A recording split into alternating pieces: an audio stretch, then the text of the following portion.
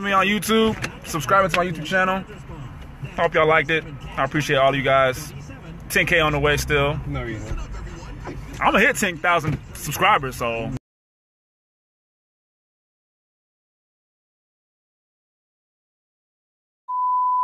Yeah! This video is gonna... That was bad. Yeet! Who slept with who? Oh, whole bad. Black guy don't die in this video. Yes! Yes! Oh!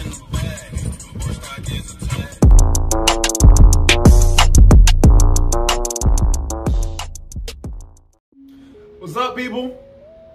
I was asked to make some more horror story reactions, or me react to some more scary stories or whatever. I don't know, something similar.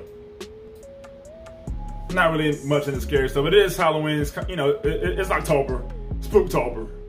You know, you already know how that go. Instagram link, Twitter link, donation link in the description below. Check out my skits.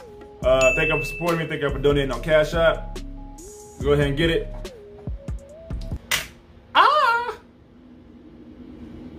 Papa, cleaners in the machine. Roommate horror stories. My bad. I forgot to tell you the title of the video. When I was 22, Uh-oh. I had a job in New York City. Living in Jersey, however, there was no way I'd be able to do that commute daily, so moving was a necessity. Only thing, I didn't have a lot of money yet, so when I saw an ad on Craigslist for an available bedroom in an apartment in the Hell's Kitchen area for a really low price, I jumped on it. I took a ride to the city the next day to view the apartment, and the landlord Sounds too gave me good to a be quick true, tour of the usually place. The landlord himself seemed a bit socially awkward, but that didn't really matter at all. The place did come with a catch. I'd have a roommate. The landlord said he's a very quiet, to-himself kind of person, which he said was good. My roommate's name would be Bren. Brent. The landlord knocked on Bren's door, asking if he'd like to come out and say hello. Bren didn't even answer. The landlord suggested he might be taking a nap. So we moved on to talking in the living room, where I said I was interested in renting. I signed an application, and the next day, the landlord called and offered me the room. So I moved in the next week. My dad helped me unload all my furniture into my little room. Something odd to note was that never once did this Bren character come out during all this commotion to at least say hi. He was definitely home. We heard him moving around in his room.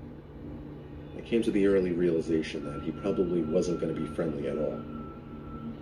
When we finished unloading the van, That's just not smart. left and I was alone, officially moved out. I sat in my bed and started watching Netflix on my laptop. Then I heard the door to Bren's room open and close. This seemed like my chance to go out and say hi. It was his first time leaving his room. I got out of my bed, but before I could even get to my bedroom door, the front door to the apartment slammed shut. I stepped outside to the living room, and no one was there. I didn't know what the deal with this Bren guy was, but surely he had to know we'd have to meet eventually. I went back to my room, ate a bowl of ramen, and went to sleep. Ramen noodles for the win. I woke up when I heard the front door to the apartment close again. Then footsteps followed. The footsteps on the creaky wood floor made their way to the outside of my door, then stopped. I sat up and looked at the crack below the door.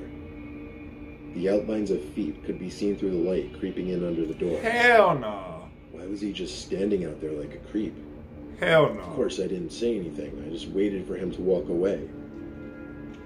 I didn't have my door locked, and I was low-key terrified of him entering my room. But thankfully, He said I walked low-key. away from my door and High-key. back to his room, and I heard him shut his door.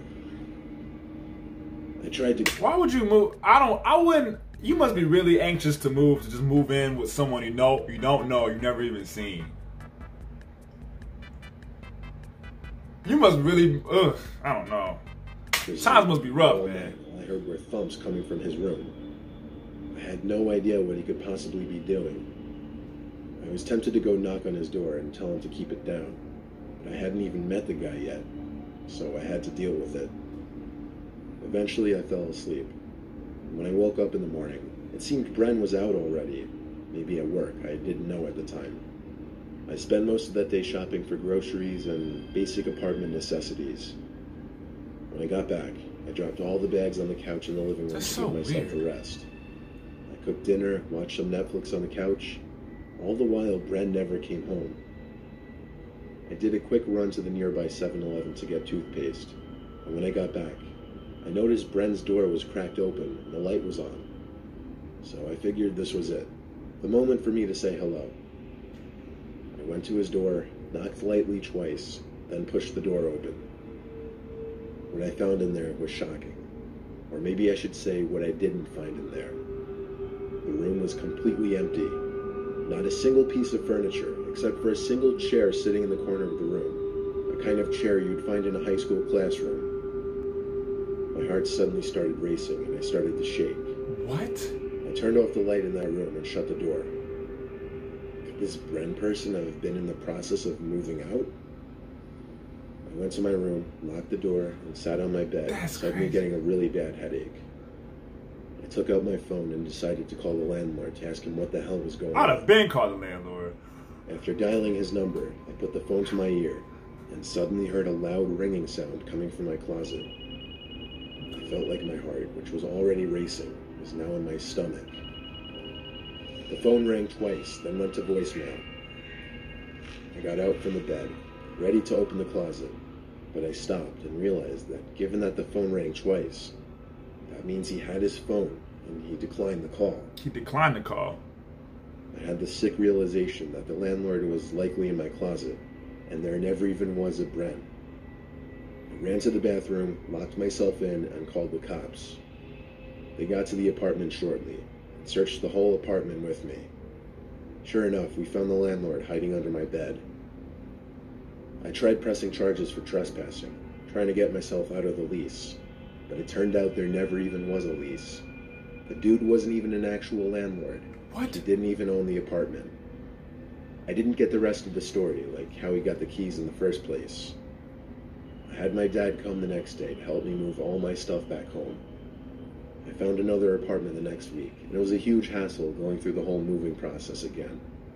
I knew from the start the so-called landlord gave off bad vibes, but who would have ever imagined the events that were about to take place?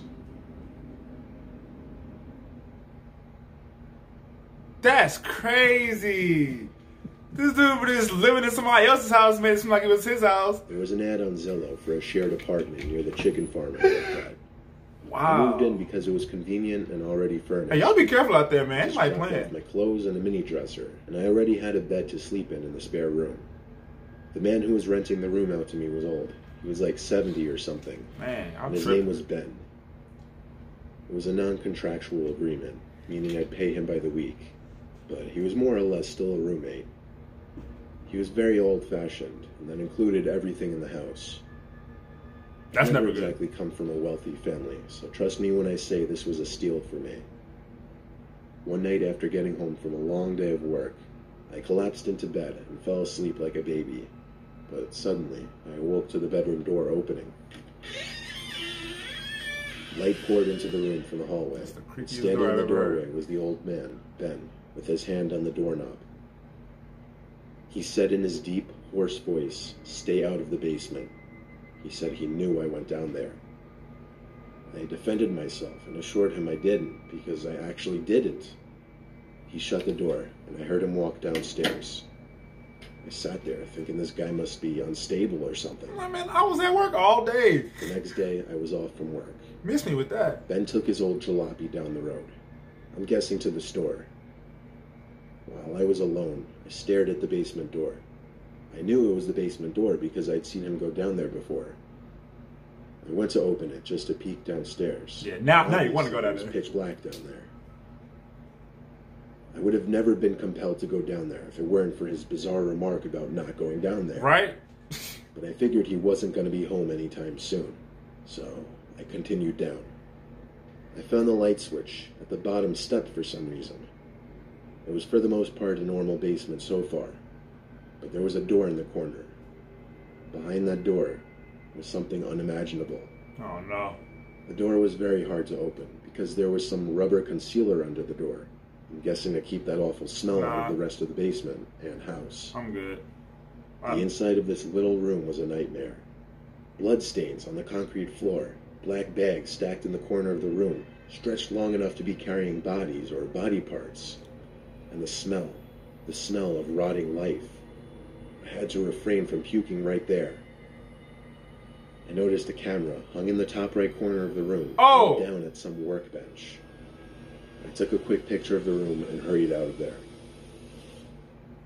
I went up to the spare bedroom, packed all of my clothes in a garbage bag, and heard the front door slam shut downstairs.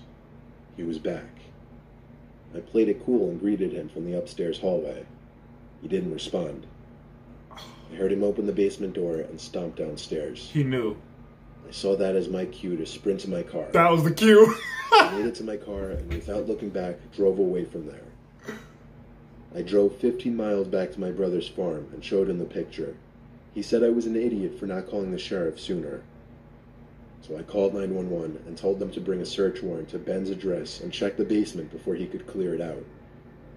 I made it clear I was simply his temporary roommate or tenant living with him and came across it. A few hours later, someone from the sheriff's department came to my brother's farm asking for my ID and some other information. What? I complied with them. They gave me the relieving news that Ben had been arrested. He was in the process of clearing any evidence from his basement, but he wasn't quick enough. The deputies didn't go into much detail about what exactly they found in those bags or anything else, but I don't think they were allowed to. They thanked me and went on their way. My brother let me stay with him for a few weeks till I was ready to get back out there and find another apartment. Can you even imagine going downstairs in the basement and there's bags, human body parts in it? I'd have been out. He was smart. See, in this story, he did good. Soon as the dude went downstairs to check the basement, that was your cue to run. You gotta know when to do stuff. I would not have. That's exactly what I would have did. I'd try to play it cool. Hey, what's up? Hey, how you doing? He would have ignored me right to the basement, and I saw the camera in the corner, so he probably saw me. Boy, I'd have. Yes. Not sure how many of you went to college, but for those of you who did, you most likely remember that feeling of walking into your dorm for the first time, meeting your roommate, the person you're supposed to ideally be friends with for the next 4 years. Yikes. I certainly remember mine. I walked into my dorm for the first time. There was my roommate. Man. He had fair skin, black hair, glasses, and a slightly feminine tone in his voice. There was nothing wrong with any of that, but to me, he just immediately struck me as the gaming type, which was not exactly someone who I was going to vibe with easily. From the moment I shook his hand and he gave me a dead fish handshake, I was a little put off. Dead fish. I call him John for the purpose of this story. I left the room to go say hi to the other kids on the floor and meet as many people as possible. I instantly vibed with some of the other kids more than I did with John. Anyway, that first night consisted of a lot of unpacking and hanging around in the room. So I did try to get to know John a little bit. It wasn't that he was a mean person, it was just he didn't seem to really know how to converse. I would ask him questions about himself, and he'd give me one-word responses, or responses that barely even made sense. It's like most of these girls' text messages. Shutting off his lamp at like 10 o'clock. What's up, girl? How you doing? No one had classes the next day, so I just found it odd. What you been up to? I put headphones in and watched videos Delete it, no. Until around 12. Then I went to sleep. The next morning, a few of the guys on my floor and I went to the dining hall together. When I got back to my room, I noticed my duffel bag was moved. I looked at John, who was sitting on his bed. Then I went to go through my bag to see if anything was missing. I couldn't find what it was, but my bag just seemed lighter. I straight up accused John of going through my bag, and he denied it with a very aggressive tone. What could I do, though? I didn't have cameras in the room, so I couldn't prove it.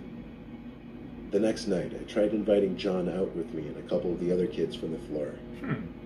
He didn't want to go, claiming he was trying to stay on top of his work as soon as possible. So I went out, and when I got back, John was fast asleep. It was kind of late, so I just went straight to bed too. It started to rain pretty heavy outside. A storm was in the forecast. I woke up in the middle of the night hearing thunder crashing. I was too comfortable and lazy to roll over and look outside, but even with my eyes closed, I was noticing the constant flashing from the lightning. If anything, it actually helped put me back to sleep. The next morning, I woke up when my backpack was open and moved. I didn't accuse John this time. I decided I was going to stay up that night and wait, listen to what he was doing. So after a long rainy day, night came, as did the time for me to hit the hay. I stayed on my phone for a long time, listening to the rain outside the window. Around 1 or 2 a.m., I flipped on my side and pretended to be asleep. I did this for a long time, and eventually I started noticing the flashes again. 2 or 3, actually. I turned to my other side. It was a saw flashlight. John sitting upright in his bed. I only caught a glimpse of him quickly putting down his arms as I flipped over. Suddenly all those flashes made sense. It wasn't lightning. It was him taking pictures of me. I played dumb and said, "What are you doing?" He stuttered and said he couldn't sleep. The next Why day, is he I taking told the other pictures of kids you? on the floor about it and how weird John was overall. What the fuck? They said I should request a room change. I agreed with them. At whatever point I went back to the room, John was actually gone for once. I couldn't believe it. His laptop was also on his bed with the lid cracked open. I had to snoop. I was too curious. I opened the laptop, and I was on John's desktop, which was littered full of folders, programs, and images. It was the messiest desktop I've ever seen. I started opening the random pictures on his desktop. Most of them were weird, but then I got to the disturbing ones. Pictures of me. Upon opening one of them, I realized it was a picture of me in bed, taken with an iPhone with a flash. He had stored all the pictures he'd taken of me on his computer. He even had pictures of my duffel bag and the inside of my backpack. Why? I took a video of the laptop screen, then deleted every picture I could find from his computer and closed his laptop. I went straight to the hall that dealt with dorm life and showed them the video. I requested a new roommate immediately. I don't know how John was disciplined by the school, but I was going to be given a new room across campus the next day. Nice. However, on my last night with John, I couldn't sleep at all. I heard the springs under his mattress kinking as he got up from his bed at some odd hour in the night. Then silence. Silence until I heard a short, quiet exhale come from right above my bed. He was standing over my bed. I just knew it. But I was just simply too afraid to turn around. Hell no. Less than a minute later, I heard the springs under his mattress again, and the rest of the night was silence. I was out first thing in the morning. My new roommate was like a breath of fresh air, a normal guy. It's a little creepy knowing that John Kid still has all those pictures of me sleeping on his phone. What? I don't know what his goal with those pictures were. I don't know why he just stood over my bed like that the last night I was He there. was mad. I don't know why he went through my bags. The kid was an insane creep, and I'm happy I got away from him. He probably realized, John, the dude that was taking the picture, he probably realized that he deleted all the pictures he took of him sleeping, and he got mad. But then he was like, I probably shouldn't. Boy, I'm telling you, if I'm asleep and I hear somebody breathing over me like, I'm turning over with a mean kick and a mean uppercut. Y'all already know how I do. You already know. Every time y'all think I'm playing. Ain't nobody playing around here. I'm smiling, but I'm serious. Stop making me laugh. Anyways, bro, if I know you over there heavy breathing over my bed, I'm trying to sleep. First of all, close your hot mouth. Close your breath. Close your mouth. Out from home. Stop your breath. My dad's Your friend breath's Kathy hot. was subletting her apartment with 2 bedrooms. You don't stop. Uppercut. She said she'd That's give it. me a good deal. However, I'd have to share it Don't with play some with me. older woman she found. She was tight on money, so I understood. Kathy introduced the woman and I the day I moved in. Her name was Betty. She was like 60 years old. Betty. It felt weird knowing I'd have a roommate who could almost be my grandma. Since Kathy was subletting the apartment, That's weird. it already had furniture. I just had to bring my own bed and dresser. The weirdness started on the second night. I was watching TV in the living room when Betty's head appeared from behind the wall to the hallway. Didn't waste no time. She stared at me intently. She started muttering these strange, faint noises. "Betty, you okay?" Hell. She groaned and disappeared back into the hallway. I immediately got on the phone with Kathy and asked if there was something wrong with Betty. Kathy said there was nothing wrong with her. You're sitting on the couch, you're watching TV, your life's passing you by. You keep procrastinating over and over and over again. No, that's from that commercial. You're sitting on the couch, you're watching TV, and your life is passing you by. You keep procrastinating over and over. Well, maybe I'll go to school next year, maybe next semester. No, do it right now. No, you're sitting on the couch, you're watching TV, your life's passing you by. This old lady pops her head around the corner. She starts just, You say, Betty, are you okay? Betty puts her head back to wherever she was from. What is your first thing you're gonna do? I'm out. Ain't nobody, no. She popped her head around the corner. As far as she knew. Though she only met her a week That's ago. creepy. When I told her about what Kathy just did, she was surprised. The next day, I ran into Kathy cooking eggs in the kitchen. She said good morning, and I asked her if she was okay last night. She seemed confused what I was referring to, and I mentioned the way she was staring at me and making those noises. She claimed she had no recollection of it. All I could chalk it up to in my head was some kind of psychotic break. Fast forwarding through normal, unnecessary fluff, I was laying in my bed on my laptop with the light off. There was a knock at my bedroom door. I muted my laptop and heard the same moaning and groaning sounds of Betty from the night before. Bro, yeah. Quite frankly, I was uncomfortable with going out there, but this confirmed that something was definitely wrong with this woman. I couldn't do She it. kept knocking. It wouldn't stop. But the door was unlocked. If something was really wrong, I figured she'd come in. Right. I really think the knocking and moaning went on for a full minute before I heard her walk away. It seemed these little episodes of hers would only happen at night. I almost wanted to be able to lock the door because it was kind of creepy, actually. But the door had no lock. But she left, so I was okay to go to sleep now. I woke up expecting it to be like 9 a.m., but it was pitch black. I looked at my clock, and it was 1:30 a.m. What I was woken up by became clear when there was a creak in the floor in the room. I saw a figure standing at the edge of my bed in the dark. "Becky?" I said. I heard the familiar groaning sounds again. Her name was Becky. I flipped on the lamp next to my bed, and there she was. This 60-something-year-old woman, with her long, graying hair all disheveled, looking like a half-awake psycho. But really, the first thing I noticed was the large knife in her hand. I screamed a horrific scream as I curled up in the corner of my bed, expecting her to attack or do something. But she just kept making her strange sounds. Then she left the room. I ran to shut the door and block it with the dresser. I tried calling Kathy, but she was obviously asleep. I had to make it through the night, and it was a long 6 hours before the sun came up. I called Kathy at 8 and explained everything, and then I told her she needed to evict Betty immediately. She couldn't believe it, but she still apologized and said she'd be over that day. Kathy came to speak to Betty.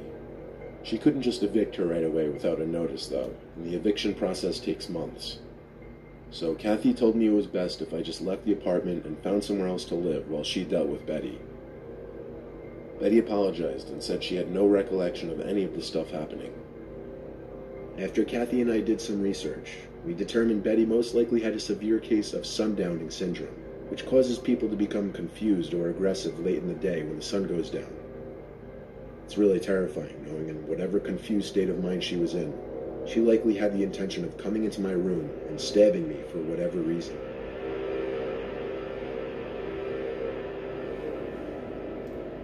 Y'all already know what I'm gonna say. Y'all don't even need me to speak at this point.